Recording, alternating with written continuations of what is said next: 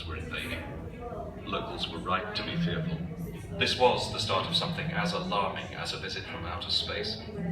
The Zeppelins' lights heralded the first aerial bombardment of civilians at home in Britain. The bombs and burning incendiaries dropped in January 1915 on King's Lynn and Great Yarmouth claimed 4 lives and left 15 injured, including 2 children. There were 20 raids that year. London was hit for the first time in May. The random nature of their attacks had an effect similar to contemporary terrorism, the unpredictable threat exacerbating fear, perhaps disproportionately to the losses incurred. In 1915, 180 people were killed in Zeppelin raids.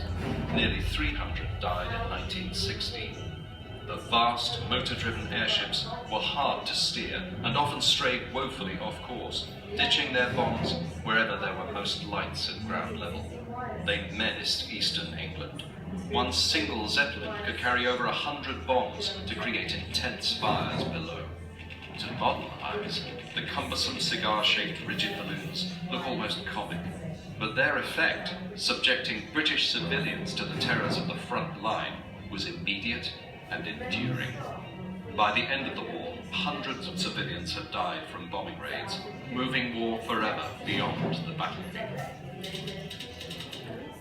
Early in the war, the Kaiser rejected the use of Zeppelins for bombing, but from January 1915, they became raiders of the sky, and the need to fathom a means to destroy them increased. The British installed anti-aircraft guns and searchlights. In response, the Germans flew the Zeppelins higher. At such altitudes, crew needed oxygen. The weather was less predictable, and navigation even trickier. The Zeppelins sent and received a stream of wireless messages to help avoid getting lost. But the UK was already equipped with a substantial chain of listening stations. The airships might as well have been broadcasting directly to the British operators who were waiting for their transmissions. The British rulebook on air defence was being rewritten on an almost daily basis, with no prior experience to draw on. Air defence tied up nearly 17,500 men, keeping them from frontline fighting. The anti-aircraft system began as little more than guns on trucks, and developed into a coordinated system of aircraft, guns, and observers. With advance warning of where the Zeppelins were bound, they could be prepared well in advance of their arrival.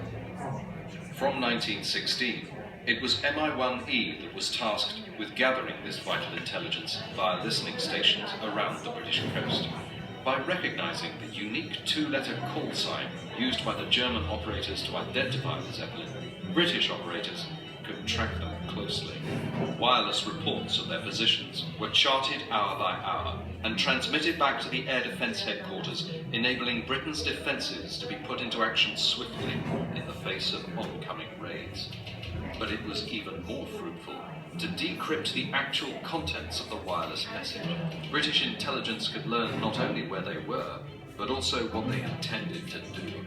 Captured German codebooks were an invaluable tool in deciphering these messages quickly, so every effort was made to retrieve them from the wreckage of Zeppelin crash sites. The Admiralty even had a special team to seek out and recover documents, interrogating any German survivors. Once Britain could predict the Zeppelin's routes, it was possible to scramble planes with enough time to reach the altitude required to shoot them down.